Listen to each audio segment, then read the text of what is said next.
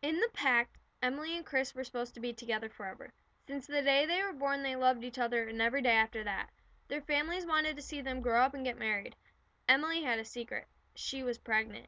She knew if she told Chris, he would want to marry her. But she felt otherwise. She sometimes thought of Chris only as a brother. But if she told him that, he would be heartbroken. She loved him enough not to break his heart, but she didn't love him enough to be with him forever. Her past haunts her too much. Emily's final decision was to commit suicide. She couldn't do it on her own, so she asked Chris for a gun. They met at a carousel, her favorite place, drank, and made love for the last time. Then, when Emily couldn't pull the trigger herself, she handed the gun to Chris and screamed, "Now, Chris, now." He didn't want to, of course, but all he remembered in the final moments of Emily's life was both their hands were on the trigger.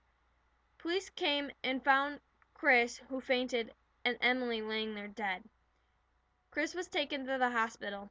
At first, he said it was a suicide pact, but then he was starting to become a suspect. Days later, on his 18th birthday, police came in and took him to jail. He sat there for months. At home, Emily's mother, who used to be Chris's mother's best friend, was full of rage. She hated Chris. Although she thought of him as a son her whole life, she didn't understand why Emily had to die and he didn't. She wanted to get rid of every memory of Chris. She went into Emily's room, took down all Chris's pictures, and read through Emily's diary. The last entry was, "If I tell him, he will want to marry me." Her mother knew that could be used for evidence for Chris's defense in court, so along with the pictures of Chris and Emily, she burnt it. After months in jail, Chris's trial days were set up. He gets himself a good lawyer. However, the trial doesn't go how anyone expected. The first few sections of the trial were Emily's dad, who testified for Chris, saying that Chris loved his daughter. And the art teacher showed a very detailed painting of a skull labeled "Self-Portrait" by Emily.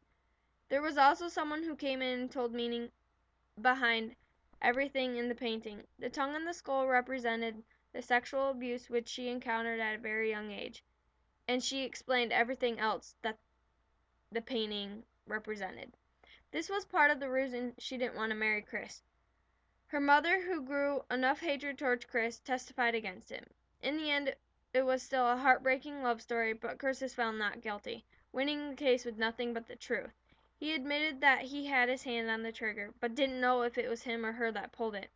Families got torn apart, and Emily Gold's parents moved away. Chris was just lucky to get his life back. Unfortunately, he had to live it without Emily.